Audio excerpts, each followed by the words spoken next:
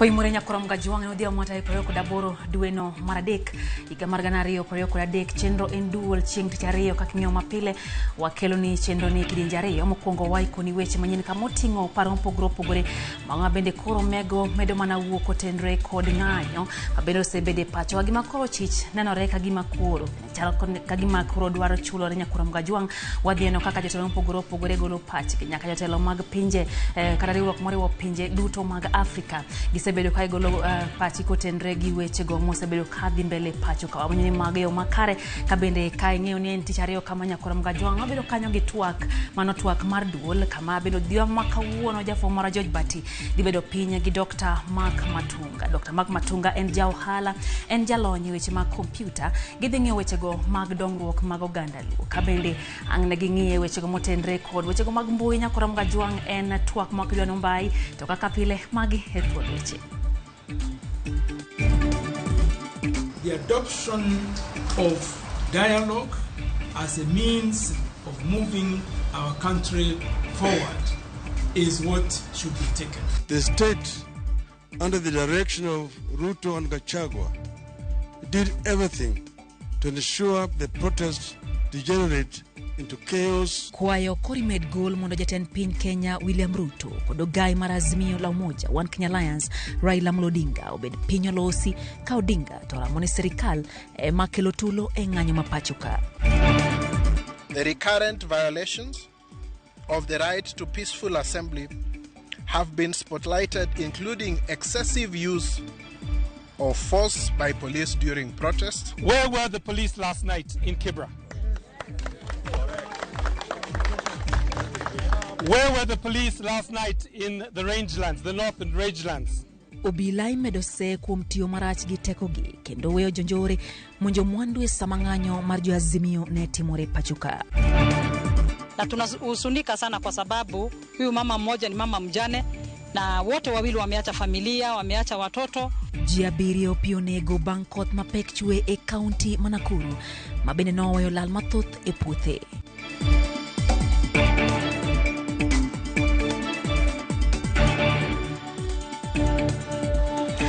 Belinda Diambo injaloko marwa nyakuramga juang machiegni chenro ni mar duol bet tolo matudri kodwa e namba mar ote machuok riodek au chanono kabinde wantiere mbui kanyo Ramogi TV Facebook live wantiere YouTube gi Twitter harwaki ne wagoe mbaka nyiswa pachi kotendege magi mwaikono dia umakawuono machiegni nyinga Lydia Okeo Jakom mar African Union Commission Musa Faki Mahamat kwa jotelo mapachoka mondo luong twak mondo kel kwe kowacho ni ng'anyo sekelo koke pachoka kendo osenegoji ma oketho uchumi mathurka.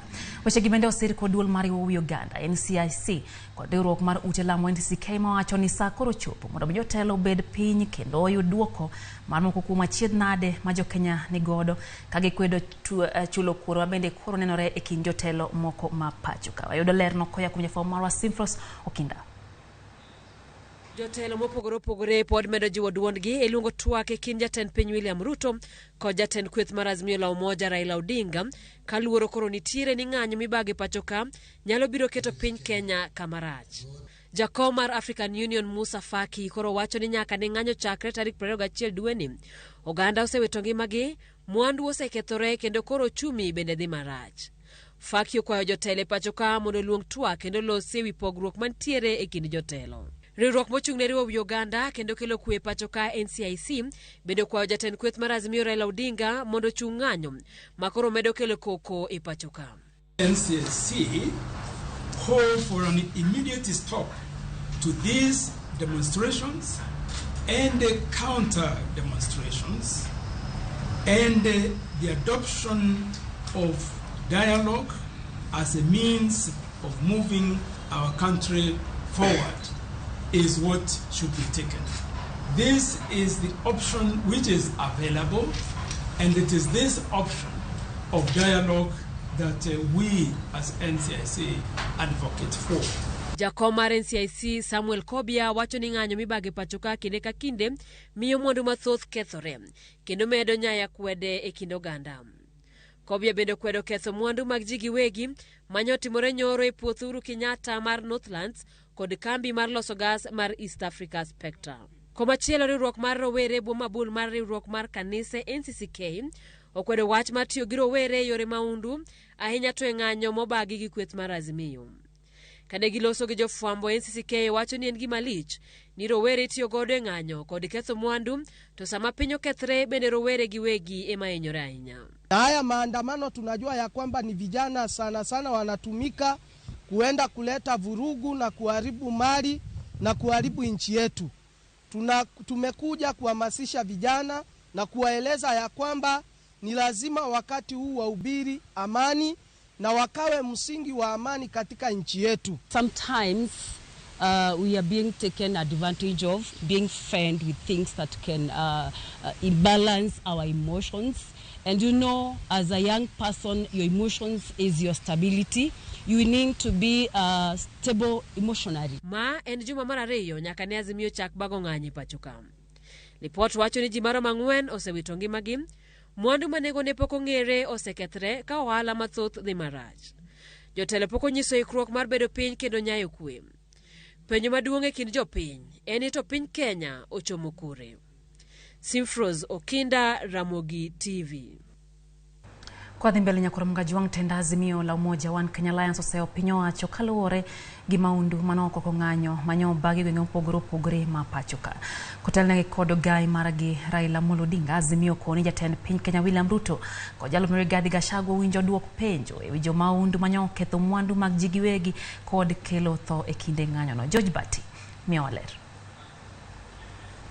Ndalo achiel bang' ng'anyo margi mar ariyo, tenda Azimio la Umoja One Kenya obiwo seyo kuom piny owacho kaluore kod maundu manyo timore kinde ng'anyono.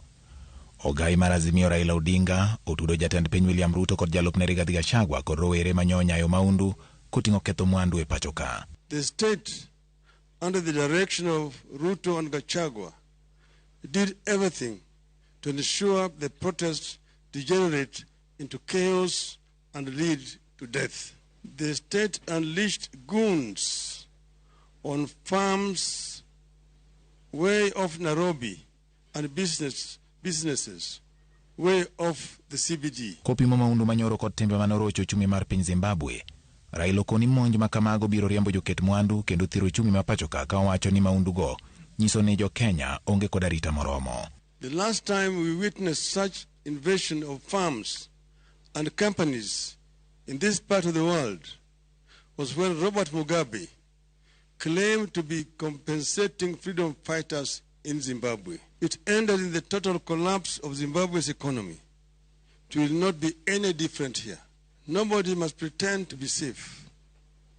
Anyone with any property in any part of the country has every reason to fear.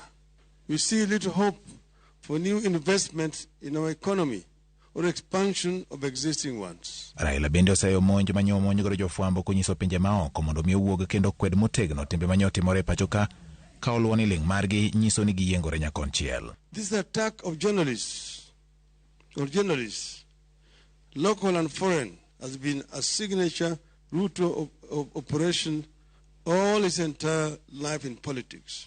Nchi za kigeni wamekaa kimya, wanachimama hata wanaona maovu yakifanyika katika taifa letu.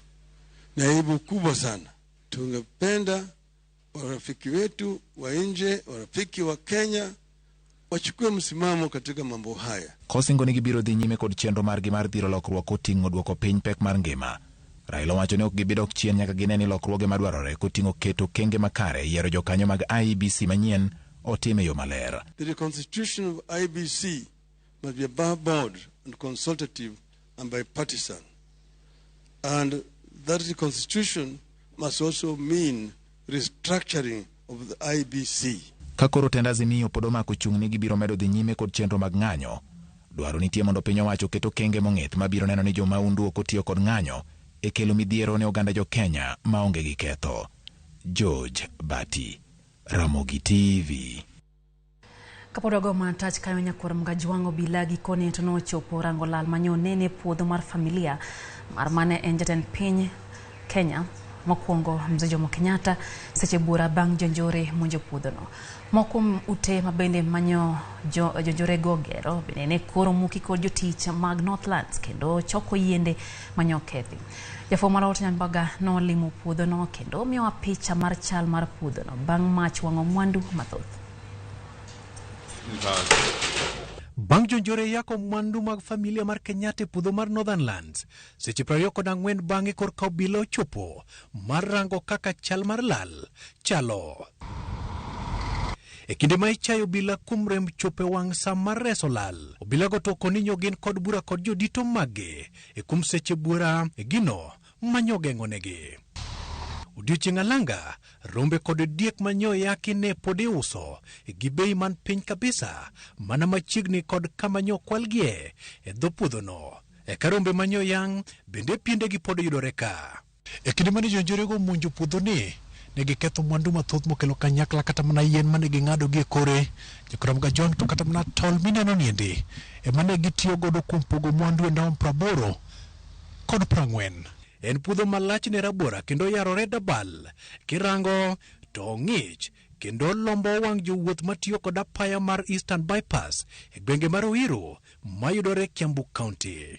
Maloyo yiende 10,000 gi wiye e kod jamni 1,200 okethi kod jonjore. Pain ile imenishika ni kuona shamba ama mali ya mama wa yatima, mama mjane, zinashikwa zinauziwa barabarani kama ni wakati wa vita. Jodak kata kamano wacho ni kweth jonjore manyokelo lalgo ok gin rowere mawuok machiegni e kod gweng' mar Ruiru. Jonjore ma wengegi okolo kudhogo tinyo pogore koda kalo ka ng'ato nyoketo kiew mar ondamo 40 kuom 80. Ogai mar Azimio la Umoja One Kenya Raila Odinga kod jotelo mamoko bende otimo limbe puodhono kendo goyo mos makende. Lakini kama ingekuwa ni njama imepangwa na wakubwa katika serikali, jana askari wangekuwa hapa kuja wangekubali ifanyike. Lakini vile unasema, unajua iko kituo ya polisi hapo ndani ya shamba hii. Wale watu waliweza kuingia hapa sio watu ambao sisi tunawajua, na sio watu ambao walikuwa wametoka hapa. Hawa watu walikuwa wametoka bali. Odundu makayo pine yende nyokethi ka gitiyo kod odundugo iketo kiewo gino majotelo pod kungo motegno. Kwa viongozi wa tabaka zote na hasa viongozi wa kisiasa wakubali tukutane kama wazalendo wa Jamhuri ya Kenya ili tusuluhishe matatizo ambayo yanatukumba kama Wakenya. Ute manyoger kod kweth mag njorego e koro omuki kod jotich mag Northlands e kendo choko oko mabede mong'injore oko. Sasa walipokuja sisi hatujui ni yao, lakini mimi nasikia wakiongea wanataka kugawa cha. Sasa nikajua sasa hapa ni moto ya kuotea bali. Nikaambia wao, wewe na huyu na bibi yangu, hebu tuendeni nyumbani. Weno lak omusmol manyoti godo bendo podo chokoren e kamerni mag mwandu mowang' bende neno makare. E kindeno jodak man kod luoro miyo wachal mar buok margi. Bang' seche buora puodho wang' ka moko kuom yiende ma itiyo godo gedo bende tong'. Bang' seche buora ka kata mana udi manyoger koro lwar piny kod jotich. Bang' seche buora obila koko chopo mondo chwala rita ka gino mane jopiny geno ne winjo bende gisetimo mapiyo. Penjo maduong' en ni to obila nyone komanade mar geng'o midhiero machal kod ma. Walter Nyambaga, Ramogi TV, Ruiru, Kiambu County.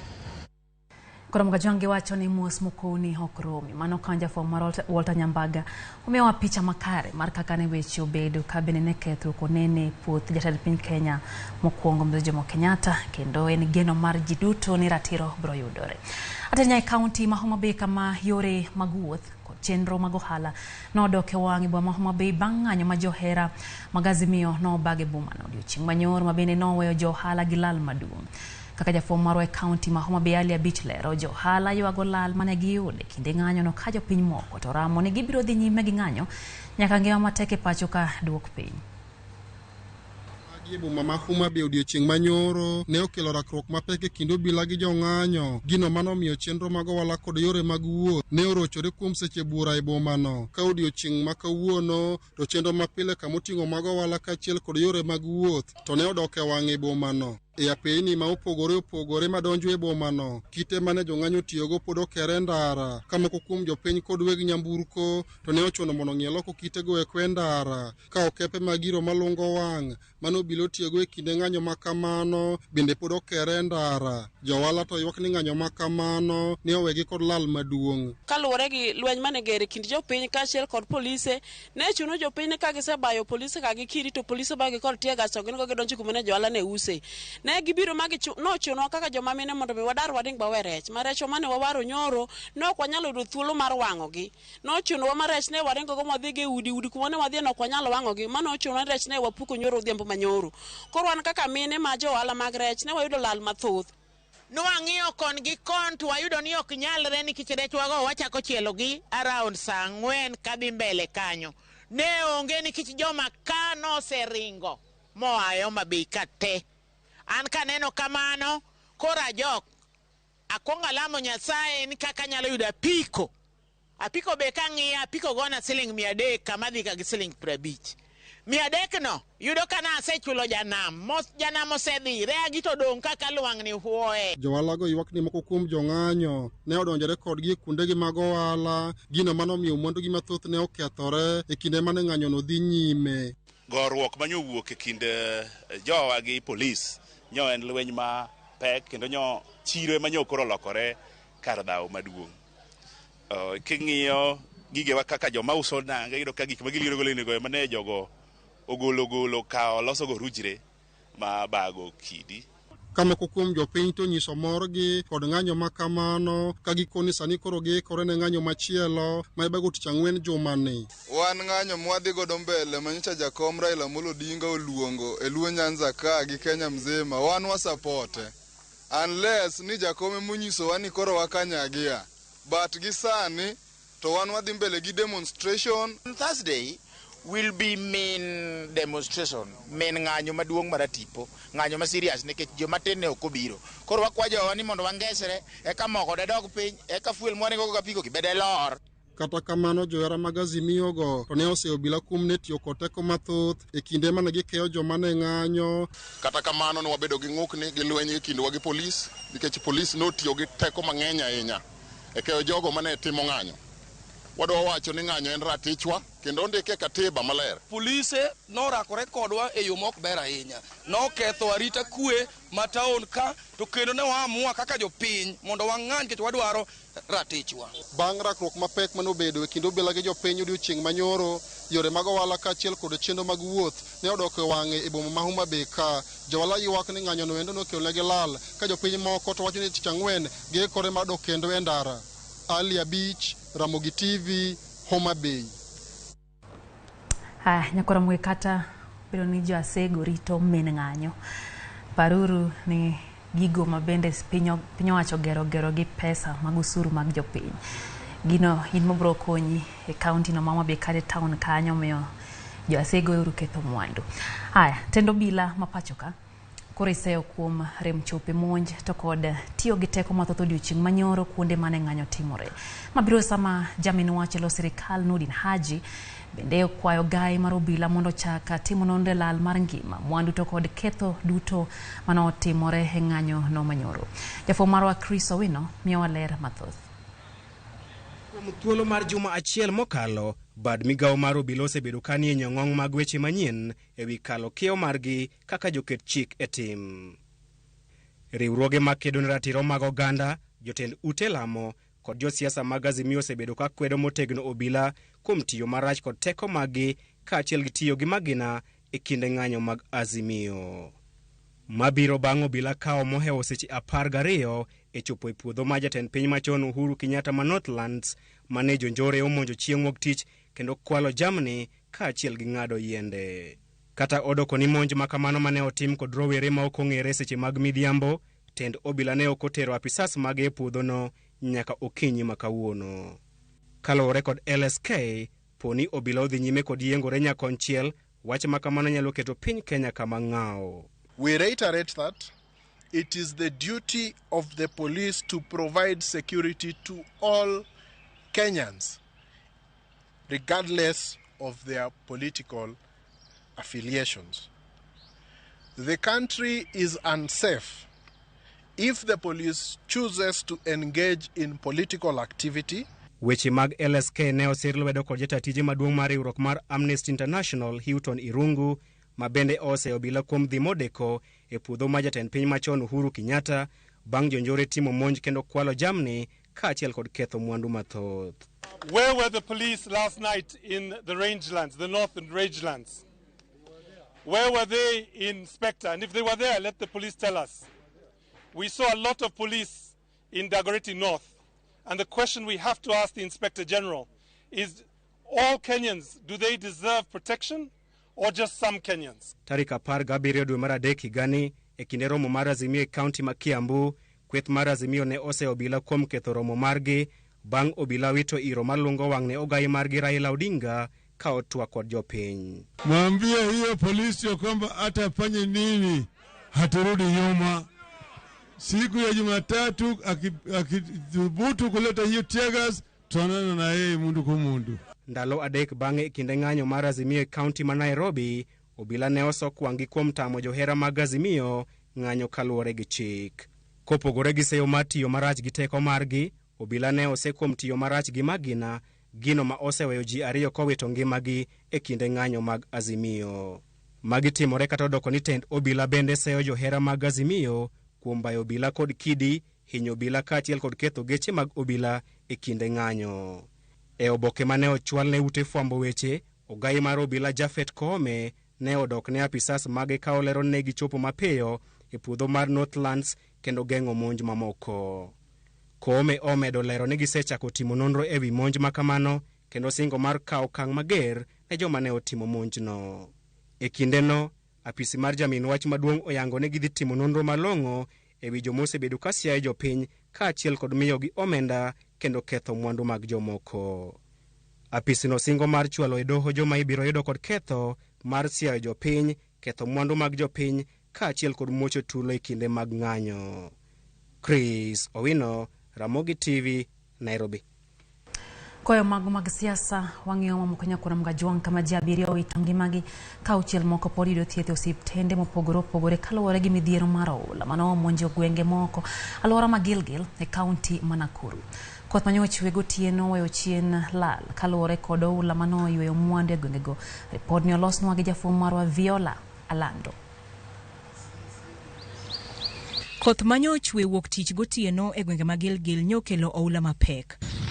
Oula manyo yweyo mwandu kendo kelo lal e gwenge ma Ol Jorai, Kambi Muhindi, kaachiel gi Manyata e kar chung' od bura ma Gilgil, kaunti ma Nakuru.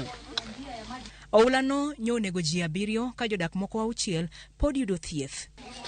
Oula makamano nyoyweyo ute, puothe kod jamni e gwenge 3 go. Mama Ann Wambui, ma jahigni 50, en achiel kuom jodak ma oula nyoyweyo utegi. Achiedh nadi pod omake kod nyikwae kapo giyudo kar jot machielo. Hiyo mvua wakati ilifika ni kama mawe ilitoka pande ya juu ikagonga nyumba, kwa sababu hizi mawe mnaona hapa zote zimepita kutoka hapa kwa hii Mukuru ikapitia hapa. Sasa ndio nafikiri iligonga nyumba, ikamtoa kwa nyumba pamoja na msichana alikuwa anashuka juu anafanya salon, ikampiga ikampeleka baka huku bahari. Mumeona hiyo mbugani imejaa maji na yeye hakukufa. Wakati alifika pangine Kamukuru kidogo na mawe alishikiliwa na hizo mawe. Jodak wacho ni koth nyomonjo gi kar sari otieno kendo gichich ni oula mane mol koa e bungu mar Eburu ne riko jimbo oula no. Maji yameweza kusomba mashamba, kuzingatia kwamba tulikuwa na kiangazi kikubwa sana katika hii sehemu na watu walikuwa wamejikakamua na kukimbilia hizo mbolea za serikali, lakini sasa ukiangalia mashamba yamesombwa yote, mashamba yamesombwa, ng'ombe imesombwa, mifugo, kondoo wamesombwa. Yale mashamba walikuwa wamepanda yote yamesombwa na maji. Mine 4 nyo wito ngimagi ka nyithindo 3 bende ne otho kaluwore kod midhiero mar oula. Mvua inanyesha kila wakati, lakini haitujai patwa na kama hili. Nasi tukiangalia wale ambaye jana tuliposhuhudia mvua hii, ni kama cloud tu imeshuka, ni kama wingu imegonga chini. Kwa hapa tunasimama Ni nyumba ilikuwa ya hiyo shosho. Na alikuwa na wajukuu 3. Hata hiyo wajukuu wote ni kama wameenda. Mama ameokolewa. Na huko chini pia imebeba watu, kwa jumla watu 7 wamepoteza maisha. Jodak kwano lal nyadiriyo mana kinde machuok tok oro masilili yweyo moko kuom jamni mag-gi. Koth koro oduogo, kendo pek mar oula medo mana ketho mwandugi.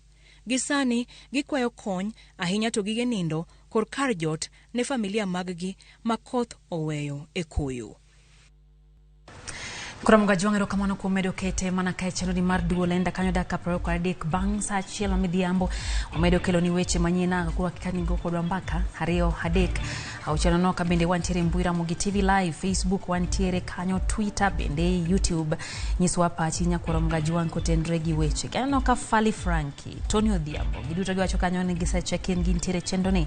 Ameri Nyar Mwalimu wacho kanyo ni wakwayo jowa ni kik waketh kuondewa mag yuto kendo kik wakwal jowetewa kendo warit mwandu mago ma waseloso, watim ng'anyo makamago e yo mamuol. Abraham Otieno wacho kanyo ni entiere got Kokwiri, entiere kodwa chenro bila tiyo marach gi teko magi kinde ng'anyo. Tijigi owinjo bed ni en kelo kwe to ok goyo jopiny. Kaeto Tabil Jakindu wacho ni okomor ka polise jopiny ng'anyo to polise to kinyo jopiny gi tear gas. Ano pach Tabil. Kaito banano ka Alan Tindi mano wuod Kanyanda nyal kinyi kantiere Mbita wacho ni Ramogi TV ler Mbita. Kata kamano jotelo nego bi wang' achiel mondo mi gine kaka ginyalo keto kwe e piny Kenya. Lennox Kasidi, Stephen Otieno kachiel gi Benta Charles kawuok Karen uduto wacho ni untiere kodwa chenro. Judith Were bende ntiere iye kachieng' Mili, Rafiki Nyakoro Pondo banano kanyo wacho ni kaka pile osenyumin. David Ariwo wacho ni mokwongo ng'anyo okwabichungo kadwa jopiny okotim. Wacho kanyo ni marariyo Jafeth Koome unjore otere criminal court mar piny mangima mondo mi ong'eni Kenya en ma jopiny. To maradek David Ariwo wacho ni jo Kenya kwanza ong'eyo jo maundugo malong'o. Omiyo wacho ni kik giwuond jopiny. Mano pach David Ariwo. Tuti kode nyakwa mga juang wago mbaka nyiswa pachi kotende gi magi mwakilo ndia makawuono oyo matin. Kwa duogo pulantire kod weche mathoth ma en duol.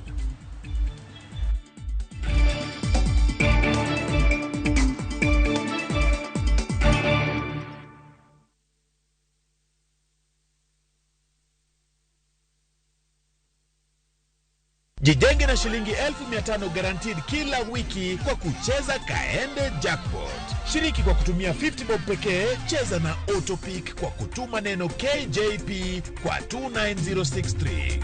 Not for persons under the age of 18. BCLB number 416.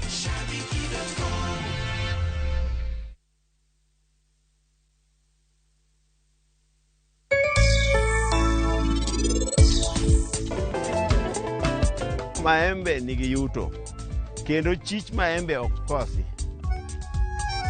Bani tima bani ni oketho gimoro manwachano. In maber kod mattress mar Johari 5x6 Addix Thermos 1.8 liters Recon Cushion e siling 490. Kopia Harden Tea An 10 liters mabiro kod sukari kila chiel manono kowuok e kopia, kalam, muma manyien, pan mar chapat kod mwandu mamoko e nengo mogonyore. Kopia Maisha Rahisi.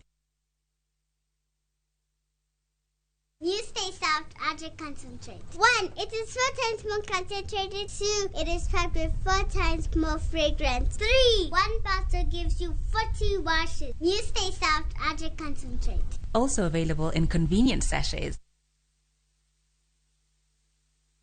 Ne wapenjo mine ma pacho kae mondo nyiswa gino magirango e mo mar lotion. Kawuono wadwa pimo kind mo mar lotion manengone ni malo kod mano manengone ogonyore. Ang'o momiyo ichulo omenda mang'eny? Nyiewo Nice and Lovely Body Lotion en yiero makare kendo madeo fuki. Oyomo pien del, ober kendo ibiro here. Yier lotion namba 1 e Kenya kae.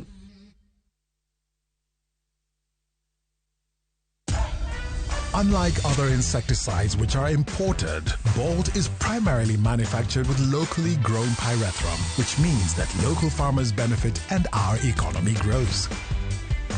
Buy Kenya, build Kenya.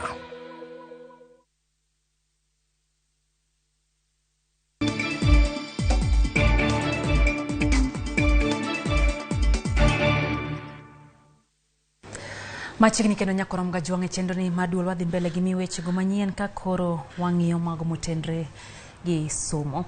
Jokanyo e sekta mar somo koro dwaro mondo mi piny owacho ti kod yore mayot mogik mago mag fuaro ndach nyithindo maonge skunde. Mabiro e kinde ma pod nitiere jopuonjre ahinya to mago mawuok e gwenge ma oro kwako mapok odonje skunde. Kamoko bende koro oseweyo skunde nikech wach mar kech. Wado ripono kuom jafwambo marwa Judith Omondi mamiwa mathoth. Kidieny mar ariyo mar somo e tam mokwongo nyaka ne piny Kenya dogie kalenda machon mar somo ne ochakore juma ma okalo. Kata kamano, ywak pod nitie ni nitie jopuonjre ma nyaka sani pok odok e skundegi, kamoko bende koro weyo somo. E kaunti ma Kajiado, Director mar weche somo Martin Cheriot koni dwaro nitie mondo mi ores jopuonjre ma koro kodhi e skunde nikech kech kod oro ma okwako gwengego. Cheriot koni nitie jopuonjre 8,000 mapok odonji e klas 9 nyaka sani. Asilimia kama 75 ambao wamejiunga na kidato cha kwanza. Tuko na watoto kama 8,000. 8,000 karibu 8,000 hawajaenda shuleni. Ile ya KEPSEA kwa sababu ya intervention ya Light Up Hope na serikali. E kuonde moko kaka sub county Manyatike bende ywak nitie ni jopuonjre ringo kuonde somo kendo donjo e kunyomula. Nyithindo ringo high school dhi mako rech migingo. Koro mano gilalnwa. Machielo gold in Nyatike. Ji oringo lal gold koro ok gibi e school. Gimunade ma ji dhi e chiro ng'er. Nyithindo ok bi e school kech gimanyo pesa. Jokanyo mag sekta mar somo kotelnegi kod Sara Ruto mane obago romo e boma ma Nairobi kuma ne gitwakie reso sekta mar somo e pacho kae okoni piny owacho winjo ti kod yore mayot mogik mondo mi gires ngima jopuonjre. Ministry and other agencies are able to get performance data very easily because in every place there is a chief, and within a chief there is a village elder. They can be able to get certain information in the village. In every school it has teachers. So we have enough to collect certain information to start with. Ma biro e kinde ma piny owacho podo nano ni jopuonjre duto nyaka dhi nyime kod somo e chik mar 100% transition. Judith Omondi, Ramogi TV. Kama chonyo koro mga juang wadhi e county ma Trans Nzoia. Wado ni governor ma county ma Trans Nzoia George Natembeya omiyo apisas duto mantiere bwo migawo malo e county no yweyo mochuno.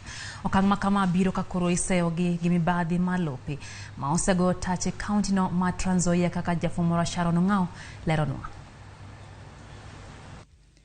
Juma mokalo apisas mawuok e duol mar okwach kiche pacho kae ne omonjo apise mag law mar county ma Trans Nzoia mantiere boma ma Kitale. Kalore ya pedha mane gitimo ne giyudo oboke mopogore opogore manyiso mibadhi mosebedo ka dhi nyime e apisi makamano. Kalore gi okang' makamano, serikand county ma Trans Nzoia ne ogolo chik mondo lor apise makamago kuom thuolo mar ndalo 14 ka nonro pod dhi nyime.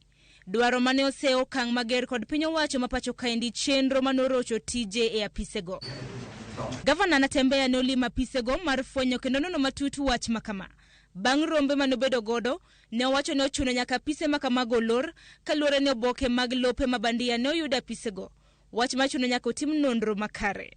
Zile ofisi zetu za county ambazo ziko hapa they remain closed. Hakuna maofisi wetu wale wa planning wale wa nini watafanya kazi mpaka tuangalie nini kinafanyika katika ofisi zetu. Kama national government inaona kwamba uozo is the modus operandi, wanafurahia kwamba uozo ndio endelee kufanya kazi na ofisadi na ukora. We don't want to condemn people ni kama tayari wamefanya makosa. Natembeya kwayo piny owacho mamalo mondo riwre kod sirikand county mare mar tieko midhiero motendre kod weche mibadhi e apise mag law kendo dino rode mag mibadhi manyalo bedo e kinde thuolo mabiro. Sisi kama county government, hii jumba sio letu na national government hao wametupatia tu hifadhi hapa. Tuachane na mambo ya kuindafia na hiyo ofisi, lakini wakati tulinsist ofisi kafunguliwa, wakati alijua kwamba sasa kuna vitu za kupatikana hapo, alitoroka hata mpaka sasa hajapatikana. Tutaweza kuita pia watu anti corruption, ofisi ya anti corruption, na wakuja wachunguze zaidi ile ofisadi ambao umekuwa ukiendelea. Kwa hivyo pia na wahimiza wananchi, hii vita ikuwe na sisi wote. Kama kuna yule anaweza kuwa hako na ushahidi, tulete hiyo ushahidi, ndio wale maofisa wanahusikana waweze kustakiwa. Sirikal kaunti ma Trans Nzoia kata kamano oramoni thoth lope mantiere kaunti no. Nitiere gi oboke mag lo ariyo. Wach mowacho ni osebedo ka kelo achiedh nade mar fwenyo oboke mabandia kanyakla kod mano man kare. Sharon Ongao, Ramogi TV.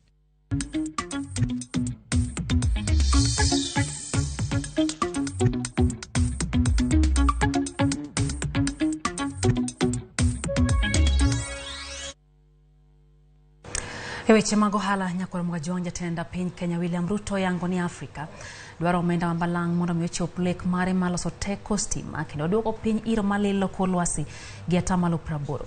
Kano webwa ma Berlin piny German, jatend piny no lero ni mondo Afrika onyal bedo gi teko stima maromo ji te e lek mare mar Vision 2030 nyaka koro pinje Afrika chop dwaro mag pinje jowagunda ma ok owegi oko nikech pogruok mag yore mag ohala.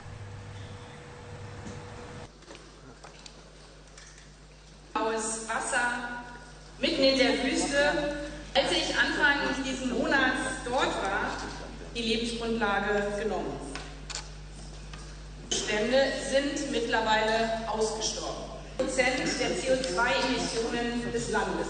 Africa needs the right type, amount of investment capital to become the green industrial powerhouse of the world. Renewable energy investment and associated infrastructure is almost all upfront capex. With the right level of investment, Africa can provide energy success for all by 2030 while reducing total emissions related to energy generation by approximately 80%. Africa should position to serve European demand for products and services and not to be locked out through trade barriers. The carbon border adjustment mechanism to be introduced by the EU should engage production from places such as Africa that could offer low embedded emissions produced using renewables.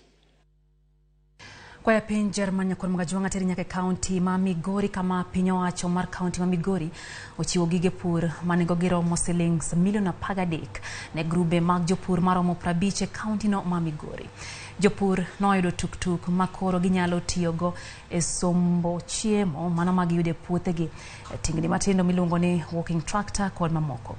Gavana wa Migori Ochila Yako mano otele chenro mar chiwo gige pur wacho ni pinyo wacho mar county no oseketo kenge mopogore mar jiwo weche mag pure county ma Migori. Ochilo wacho ni county ma Migori nitiere kod lo mamiyo kachiel kod koth moromo kendo gimaduong' en siro jopur ka omiyo gi kony e yore mag kothe mbolea kod mamoko. Bende Ochilo noseo piny owacho mamalo kuom kelo mbolea matin e county ma Migori. Wacho ni mbolea mar kilograms 50 maromo 13,000 kende mosekele county no. Otwere pesa mang'eny odongo kocha to puothe onge Nairobi, puothe ni Migori, ni Homa Bay, ni Kisii, ni Turukana, ni Kiambu gi kuonde te. Koro gimaduong' serikali ya Kenya inafaa igatue pesa zote ambazo ni za kilimo, iwache kukalia ama kuficha hizo pesa kwa maofisi huko.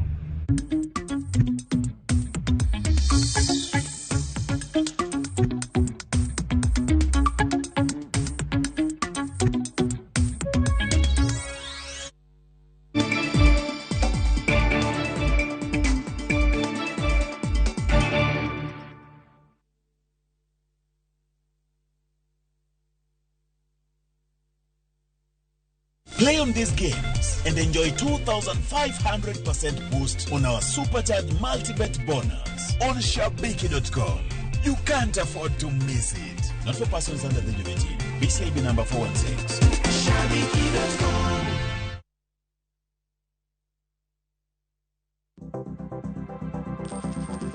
Inyalo goyo kwan kod omenda ma aching kata ma ikete baasha ka isiko itiyo kod omenda mohingo kaka onego itigo. Tema ne keto e baasha omenda ma idwaro tiyogo kama moko to ikung kata ikan.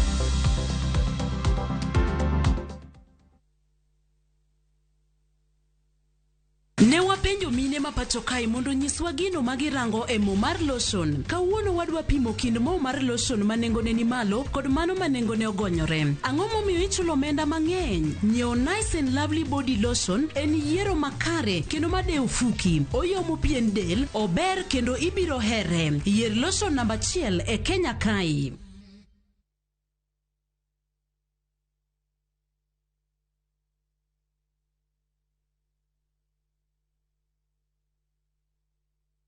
أشهد أن لا إله إلا الله نستغفر الله نسألك الجنة ونعوذ بك من النار اللهم إنك عفو تحب العفو فاعف عنا يا كريم العفو. Kupata uradi wa Ramadhan, bonyeza star 811 star 271 hash.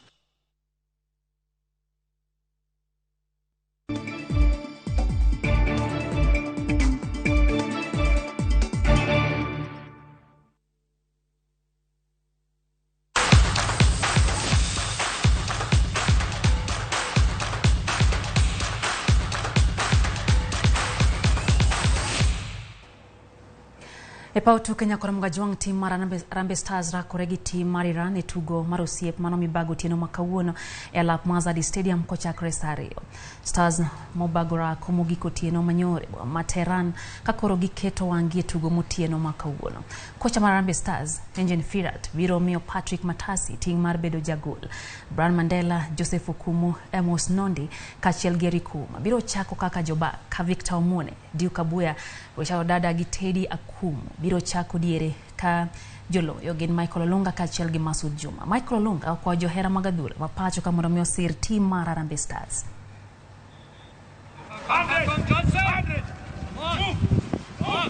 Most of the boys forget to play together. They see each other first time in the camp. So this is all the process we have to pass. We are going step by step. And our aim is that everybody knows it's not friendly games. Our aim is to go to AFCON and later to push for more good results at the AFCON and maybe also for the World Cup. So this is what we want to do, and everybody has to focus on it and not to live daily with be happy with little things. Let's focus on the stage where the big football is, and let's try our best to come there. Of course, Kenyans, we want to ask them to continue supporting us just the way that they've done before. And, after 1.5 years, we are back playing in the national team. And it feels amazing. So we are hoping that they continue to support us back at home. And also us as players, we are going to try our best, to try and produce positive results, and we can continue growing the Kenyan football together. Kapod wantiere mana ipau tuke mag volleyball okang mokwongo motese ni Paul Bitok National Volleyball Tournament ibiro tugi kuom dala dek maluore. Mana bang dala chiel tok tuke mag league maduong' mapacho karumo. Tuke mag league ibiro tugi tich abich tarik 7 dwe manyien ka tuke mag Bitok biro chako tarik 8 dwe no mar Ang'wen. With Salanik, I remember one time when Salanik were a bit low, we got together as individuals and the foundation again came in handy. I also challenge other members of volleyball fraternity to come up and sponsor activities in a small way or in a big way. One of the best ways to do it is to get together several people and you put up events, because our people are starved for activity. It will be the first tournament in the recent past to have indoor, and I think most of the teams have been really enjoying the league being played indoor, and maybe it's one of the factors that we have considered. We want to make it clear, because we want to work with the venues, with the teams that we have. So the registration will be closed at 4 p.m. on Friday. Bwana Kimani, thank you. Wonderful.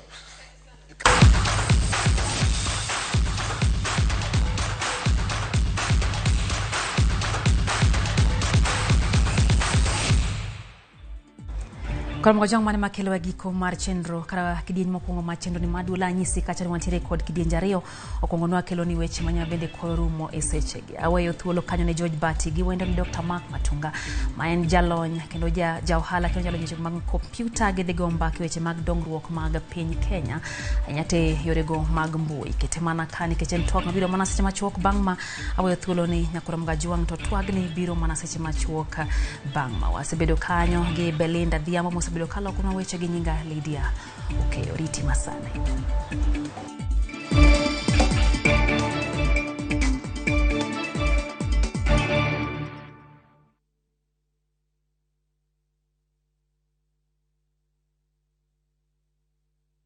Twende vacay na View Travel.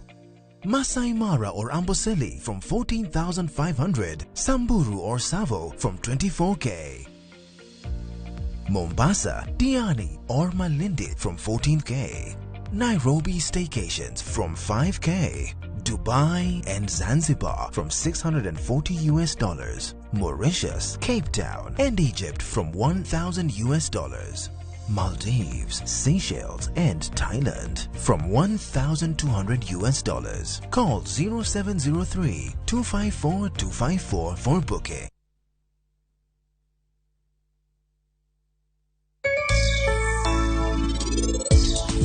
Tobihan, bed kingeni rangi gigin mag mor. Onego in, iye gi chunyi ahinya, to lit sema in go bro rumo.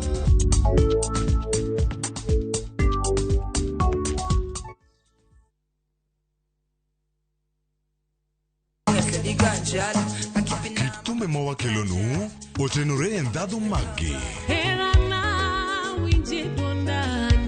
Kawa kikogi makare.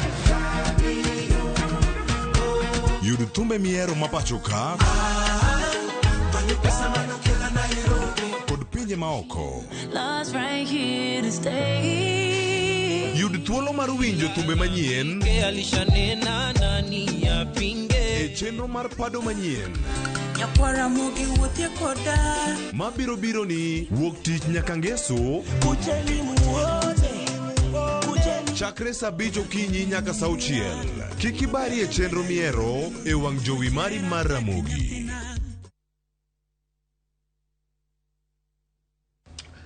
Oh, yeah.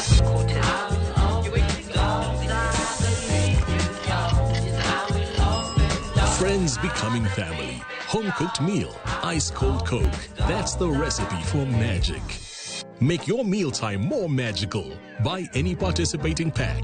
Check under the cap to get your code and stand a chance to win free food shopping for a year, plus millions in instant cash, airtime, and shopping vouchers.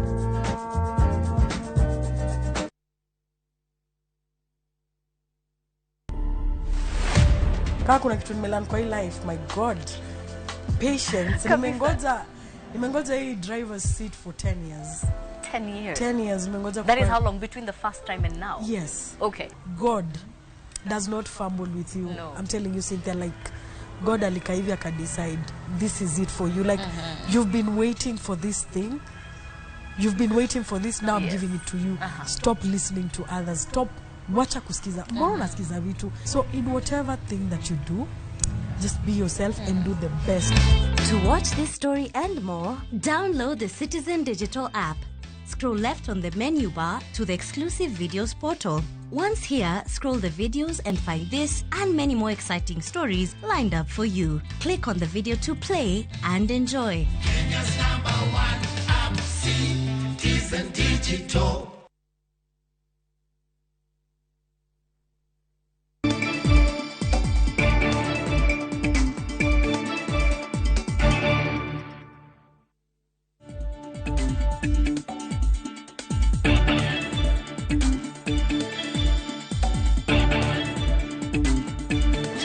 Odhiambo machielo kendo nyakwa Ramogi marwaki ni machiegni e chenro mar duol. En odiochieng' mar tich ariyo tarik bende koro ng'adore ahinya dwe mar 3 koro rie kama orume. Odiochieng' ma kawuono nyakwa Ramogi. Thuolo en mari mondo mi bed koda ka wawinje twak modhi bedo godo kaka wanyalo kelo dongruok mar oganda. Duol pile ka pile nyakwa Ramogi ng'iyo weche mabende mulo oganda ahinya kendo bende nyalo puonjori mathoth ahinya kotenore kod gik manyalo loko ngimani pachi kaka isebedo king'iyo piny e yo achiel kata machielo. Odhiambo ma kawuono nyakwara Ramogi antie ka e lo Trevor Ombija mano janding'o panga nyakwar guko cha pesa anto bro ng'isi nyakwara ka ng'atieko kata kamano gie sani tadwani mondo mi ibed koda karwakini machiegni e duol. Odhiambo ma kawuono bende en mor mar ahinya mar bedo gi wuod luo mabende nitie kod lony mar arie e weche mopogore opogore, weche mag ohala kaachiel kod lony mag mbui mabende nobiro e kinde ma ji ne paro ni piny ok nyal lokore ahinya. Kama koro wachope sani piny oselokore kendo ka ionge kod lony weche motudore kod ng'eyo motenore kod mbui kaachiel kod yore mag kompyuta to samoro nyalo puka gik moko bayi. Mano momiyo kata mana sani weche ma biro ni achiel kachiel gi ka ok lony to samoro dok ginyal biro ni e yo maliw kendo maler kama. Odhiambo ni yiena mondo mi arwaki e duol wuod luo Dr. Mark Matunga machiegni. Erokamano Bati idhi nade? Adhi maber. Ing'eni iluonga e duol to poda amanyo ni ogenga ni kanye to mach ni kanye. Jamoto pod ne nie bungu. Koro nikech jamoto deko. Gimang'o warito jamoto to wuoyo koro mane duol. Wagomba ke duol. Yes. Mano kore mawa. Erokamano mora ahinya kuom bedo ka. Erokamano ahinya. Seche ma igo erokamano ne bire duol ne nyalo bende kawo thuolo mar moso nyikwara Ramogi Ajwang' ka wachako mondo inyisogi ni Mark Matunga en ng'a? Mark Matunga en wuod Suba ma odak Mfangano kata Fangano chula Fangano e Lake Victoria. Miyo akelo mos makende koa Suba. Awinjo kiluonga ni an wuod luo no winjo bed ing'e ni an wuod Suba. Ema ni ariek ahinya momiyo ang'eyo dholuo kata wacho kodi dholuo. Okay. But wadak kanyakla. Ma actually bende ajawachoga ne ka jo Kenya dwaro mondo mi ong'e to ere kaka joluo gogeni mamoko nyalo dak kanyakla to bigi ng'e mufwano mar Suba to kod luo. Wadak kanyakla ma ok ding'e ni manie ma ja Suba manie jaluo ma ng'ama nade to kendo wan jok moherore kanyakla waduto. To sani an Nairobi ka abire manyo. Mokwongo atiyo weche mag kompyuta mane tich na maduong' matiyo kata ohanda matimo atime yor kompyuta. Right. Mane gima duong' ma adak ne Nairobi ka. Erokamano ahinya Mark. Mark, kiwacho kompyuta to ng'ato neno jok matindo. Ji mathoth paro ni joma tindo ema koro inyalo luong ni jolony manyasani nikech kompyuta ndalone. In nichako puonjori kompyuta karang'o ma ochopo nyaka gie sani iwacho ni in ongogo maduong' ahinya weche mag lony manyasani kompyuta ka. Ing'eni Bati kaka madieri an kana abiro university nabiro somo weche Nyasaye, nabiro somo theology. Nidwa bedo jadolo? Mano higa 93-94. Mano ing'eni ne pod intiere primary. Koro ing'eni asoma mano bende matieko adhi atieke ga Amerika. To kane wasomo weche mag theology to ninyiso ni mondo mi wandik ginene papers magwa gi kompyuta. Koro chako ng'e to TV ni ono chal nade. Gima chalo TV makedeyo kama mana abede gi ilo mar puonjora weche mag kompyuta university makora niang' kode nyaka thuolo masani adhi nyaka Amerika puonjore weche mag kompyuta Amerika aduogo Kenya ka mano e gima asebet katimo kuom ndalo gite. Atiyo gi Microsoft mano telne gi Bill Gates kuom higni 10. Achaka tiyo gi kambi mar Intel. Microsoft loso software, Intel loso chip engine me computer ja mane ma Intel loso. Atiyo gi Intel higni 5. Bang'e tachako kambi na wuon makoro sani ang'iyo weche mag computer okay Kenya kende but Africa to kendo atudora gi weche mamoko e pinje maoko. Kambi na iluongo ni Africa Center for Advanced Technology, which ni center mar Africa mong'iyo weche mag computer e yo mamalo ahinya. Mane gima timo sani. Sama iwuok tiegruok ma itiko tiegruok mane timo mokwongo ma ineno ka nitiere siso moro mano maki wang'iane gwengewa kata pinywa mar Kenya ka. King'iyo weche mag tudruok gi lony manyasani, oneno kata ka piny owacho ma nodonjo kata ma sani koro tiyo ne temo keto ahinya maino weche mag ni gidwa ni gijiw dongruok mag ohala kokalo lony manyasani. Wang'iane gwengewa kata kaka ogandawa. Wan kanye king'iyo ahinya e weche mag lony manyasani. Dipo ni pod pach jok manitiere gi thuolo ni pod paro yore mag tich manyachon ma samoro ok dwar ahinya ng'eyo mar kompyuta ma bende mitiyo godo kaka achiel kuom lumbru mag dongruok gi thuolo ni sani. But e thuolo masani nitiere gik minyalo timo maonge kompyuta. To mondo mi gigo omedre, pur inyalo puro maonge kompyuta, to ng'eni sani bende inyalo puro gi kompyuta. Lupo inyalo lupo kaka an janam, inyalo lupo maonge kompyuta. To bende ng'eni koro chuni ni nyaka koro ichope kinde ma nyaka koro iti gi weche mag kompyuta. Mani ji pod ok ong'eyo ahinya. Tineno sime ma koro watiyo gi mani kamoro amora ni. Yes. En gima omi teko gi kompyuta. Mano e kuma nyalo kete machiegni kuom ng'ato ka ng'ato. Ni to kompyuta ni kodi machiegni machal nade. Simbino ma in godo no en gima kompyuta ema miyo teko mondo mi iti kode. E thuolo masani kata e kinde ma koro wadake ni, tek ahinya mondo mi ibed gi ngima makare korka weche mag dongruok, korka weche mag ohala, korka weche mag uchumi, korka weche ma opogore opogore, ka ok inyal riwo kata nywando gik mitimo kod weche mag lony mar kompyuta.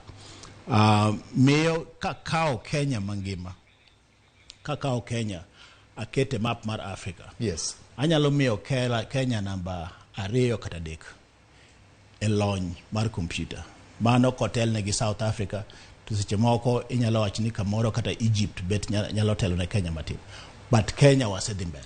Ma en achiel kuom morna ni an achiel kuom jogo mose chango ne dongruok mar Kenya e yore mag kompyuta. Mane umina no sirikal masani owacho ni tije te kata services te kony duto ma sirikal dwa miyo japiny gin kony manyalo romo 7,000 to giduto te idwa ketgi e kompyuta. Mano nyiso ni ng'ato ka ng'ato nyaka bibed gi sime monyalo yudo godo services gi, onyalo yudo godo konygi kokalo kod simbe mimiyo teko kod kompyuta. Mane kuma piny ochomo. Obed kony manyocha ne sirikal otemo timo ni gikelo kompyuta e skunde mondo nyithindo opuonjre ang'o, opuonjre weche mag kompyuta. E thuolo ma koro wadhiye ni ok bibedo mayot mondo mi kit ngimani mar dongruok kata mar ohala kata mar dak obed ni ok inyal yutudori gi weche mag kompyuta. Kaduoki chien matin inyalo palo ndalo corona. Yes. Ndalo corona ne ok inyal dhi kamoro amora, gima ne tiyo kende kata un jofwambo kod keyo, gima ne utiyo godo kende en mana weche mag nyasani mabedo powered kata mimiyo teko kod kompyuta. Mark, bedo ni in jalony e weche gi nyiso ni nitiere pek moko ma bende bedie. Nyaka gi e piny ma koro wantiere ge sani, nitiere chandruoge mabiro kaluwore kod ng'eyo matut ahinya weche mag lony mag kompyuta. Iwinjo wacho ni cyber crime, nitiere jok moko ma bende luongo ni achudhe moko mangamo miluongo ni hackers. Gin gidhi to gingamo kata mana tudruok e kinda kodi kasto gigwenyo gi koro giserocho kindwa ma kata koponi ne wan joma nong'iyo. Tero ka koro bedo yie mane in godo koda cha koro dok piny, yie mane an godo kodi dok piny nikech jomoko ngamore. Magi tinyalo rakruok godo nang'o mondo samitiyo gi lony manyasani ji bed ni en kamo miyo arita makare ma chenro nyalo dhiye mayot kendo kata mana jok ma bende yudo hinyruok kokalo ka bende orit ratiro margi. Bati kompyuta kik bog ng'ato. Kompyuta en machine moketi makopo gima dhano dwa timo to kete e yo mayot kata yo mapiyo. Mane e tich kompyuta. En omongo mar dhano makoro konye timo gimoro mapiyo. Timo gimoro mapiyo gima ne dwa timo cha. Manyiso ni en ok onyal tami tim jore. Kani in jakuo, to pod inyalo tiyo gi kompyuta mikwal. Kani njore pod inyalo tiyo gi kompyuta mitim weche ni mag njore. Kika kiera ahinya dog ineno ka seche moko bende wawacho ni mondo mi oyaw server. Hope ni ok obi donjo wechego. But kata mane siasa ka ikate mane yiero iyudo ka computer nyaka timango nyaka tigo. So computer en machine ma kao rieko ma dhano ni godo to ketone e yo mar haraka kata yo moriere mapiyo. Manyiso ni koro kata kama nyine dok kwele bank, ne dok kwalo pesa bank kotiyo gi yor computer to nyalo yudo. Mano bende koro kela e yo moro ma adwaro wach machielo miluongo ni cyber crime. Cyber crime kata njore me kor lwasi makalo gi computer. Jokuoge bilago bende nitiere. En gima kata engimawa ma onge computer jokuoge nitiere. Koro kamora amora mangima ni nitiere. Jojendeke bende nyaka bedie. Koro mano ok dimi wabed ni waluor. Nikech e kuma gintiere no to kanyo bende mantiere ji kaka wan mang'iyo ni to cyber security ilongo ni arita kwe mar kor lwasi e mbui ka kanyo bende nitiere machiel kuom kembe matiyo negi ma ilongo ni Cyber Security Institute bende nitiere kanyo ma jok mobeda beda gin ng'eya ni to baticha ang'o motimo diponi otemo mondo mi okaw pesa moro bank so diponi dwa chocho tudruok mantiere kind matunga gi ng'ane nitie na jok mobet ma mane gi magisomo kende gi magitimo. Koro kamora mora kik ng'ato bet gi luor kamora mora ma computer nitiere kamora mora ma timbe go nitiere bende jolony ma mano e gi magitimo e gi maging'iyo mana kaka nitiere police kata jo security mang'iyo ni gige ni kethre kata ng'ato kik timni marach kata ng'ato kik hinyi. Samoro ayudo ka jomoko de mar chop kama koro ichoche gimoro dipo ni nitiere jok moko ma ok tim tijgi yo makare mamiyo samoro weche mag cyber security gi kata cyber crimes gi gidhi magi chop dwaro mar ng'ama jama undu ni. Tok mana kaka na pimo ni ngima dhano en dhano. Ok ang'e ni mano no ulago kada wacho dhano en dhano. Mane momiyo chik nitiere. Kata computer ka bende chike nitiere. Ma kata ka ng'ato nyalo dhi ingeni engimawa mapile pile. Inyalo yudo ni iketo chiel ka to ng'ato biro makal chielno madonji matem gimoro. Inyalo yudo ni loro gimoro gi kifungu ng'ato biro ma tur kifungu no matimango. Mano bende kaka ngima mar computer chal. Koro ok en ni jok mantiere computer ni ong'eng kata ni obeda to giweyo ji timo gigo. Jok madwa kwelo ka bende gomna lweny mar gitimo to jok morito moketa rita kweka bende mana kodgi kage ka.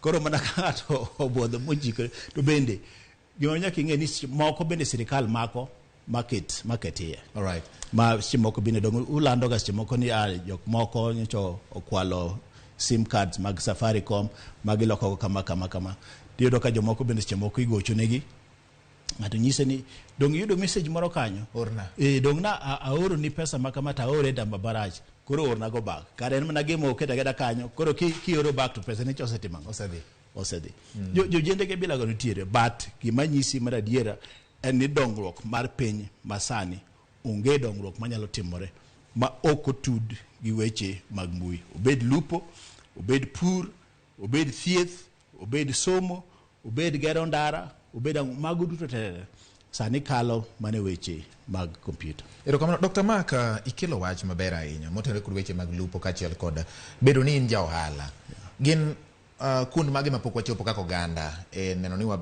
bende wabedo jo ohala mongirore ka ipimo kod ogendini mamoko bende manitiere piny Kenya ka nikech inyalo wach ni oganda watemo jo Kenya nam temo oganda ma bende wuok e alwora mar nam bende temo timo chenro mag ohala gin ang'o gini mapok watimo kinyalo tudo kata gi lony manyasani mar ni wan bende wabede gi mise moro motegno mar dongruok.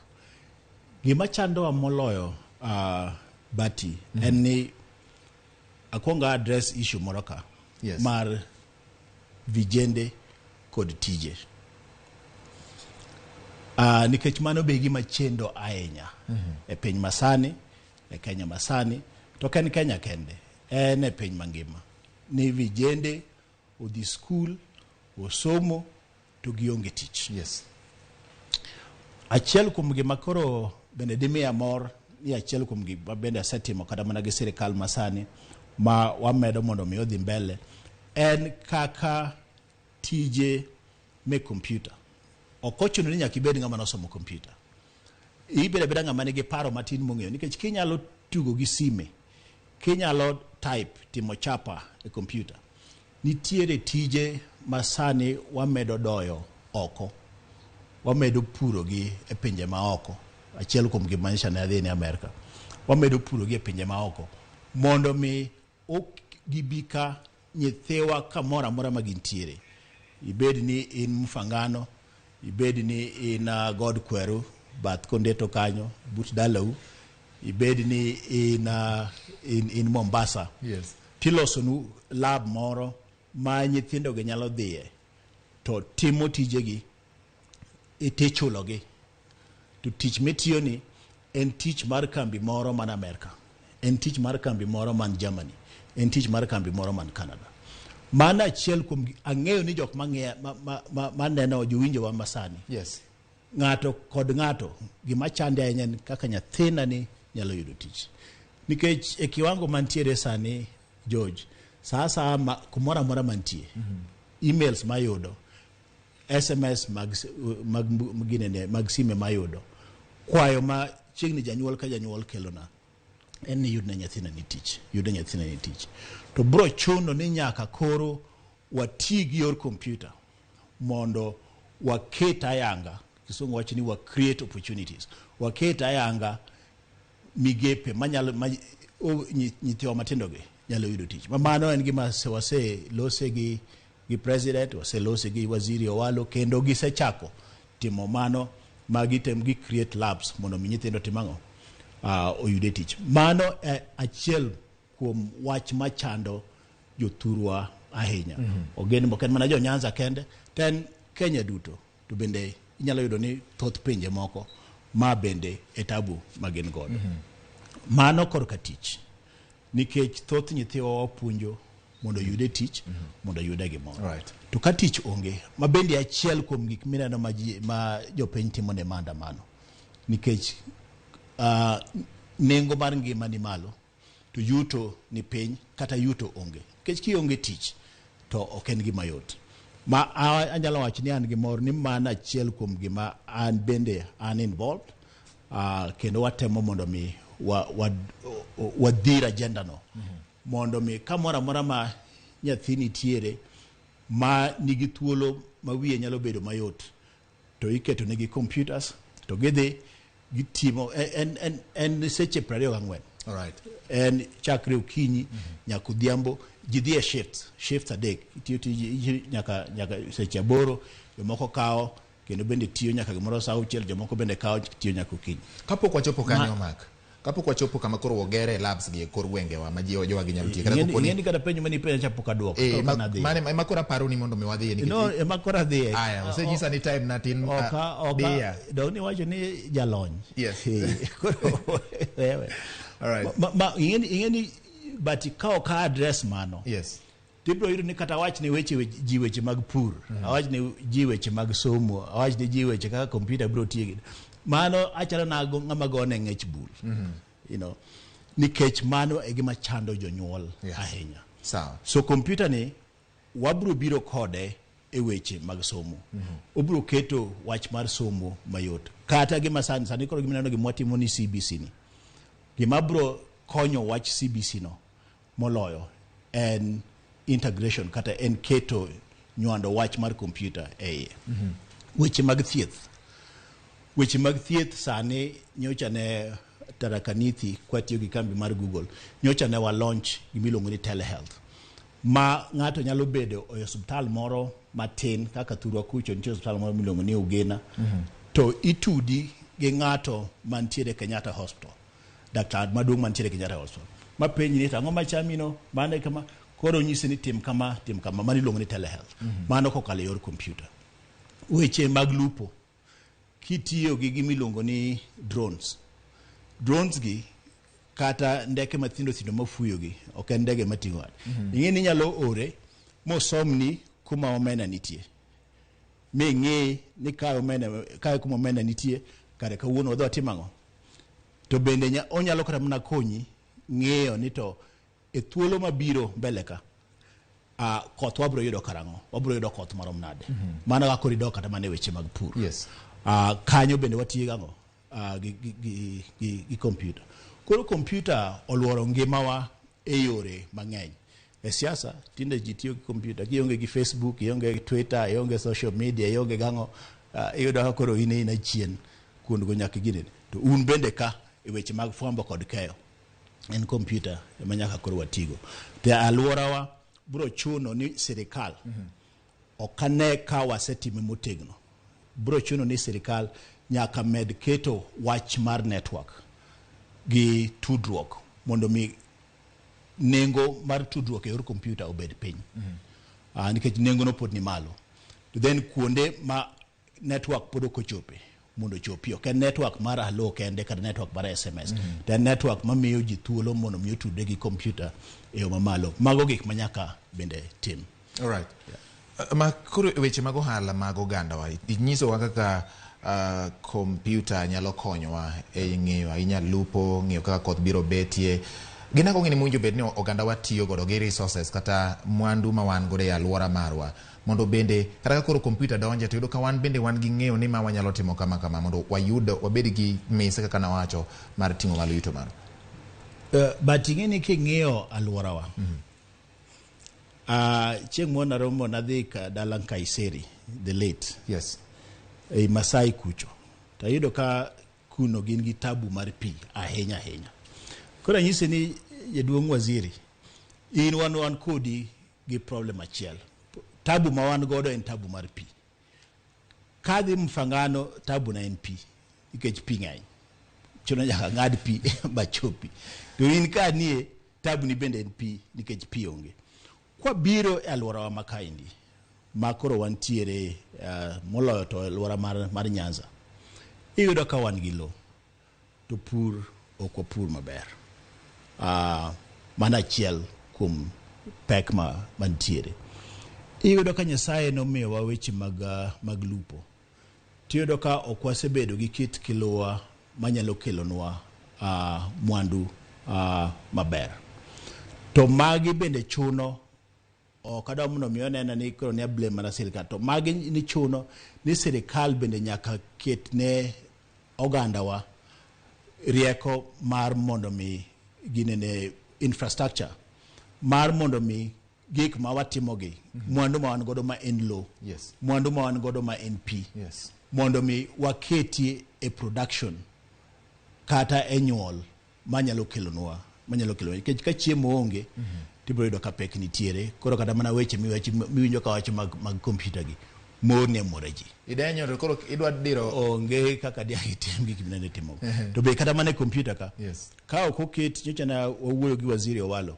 Ka ok oket network infrastructure fiber matudo ji koni koni makelo ni ji tudruok mayot kata mana kanyo pek bro bed. Koro mwandu wagi dongina no hakende chimo kata mana yore bende pod chandowa. Yes. Ika chieng' nitie wan gi pek. Ka koth nitie bende wan gi pek.